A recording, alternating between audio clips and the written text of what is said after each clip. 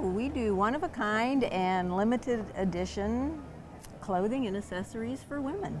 And then Ruth and I figured out that her hats worked well with my jackets, but my jackets were tencel and rayon and her hats were wool.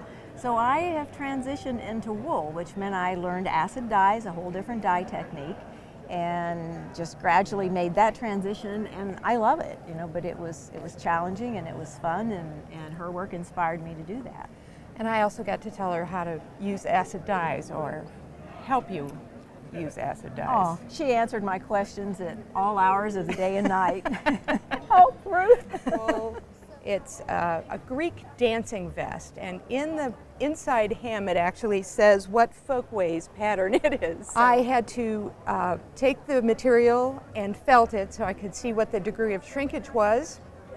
And then I went to Kinko's and I expanded the pattern so I could cut out the pattern to be as large as it needed to be, so that once the piece was shrunken down to size, it would be the right size and still fully felted. Because the felting process shrinks it. A lot. So this is a Japanese shibori dyeing technique, which you see very often on silk. Probably someone else is doing it on wool, but I haven't seen it on wool. So first I lay the fabric out and I do a color wash. I work with dyes like they were watercolors on the fabric and just paint with them, and then set those dyes, and that's 1 to 2 stages. And then I very tightly bind the fabric on a pole. Wool has to be, the dyes have to be heat set.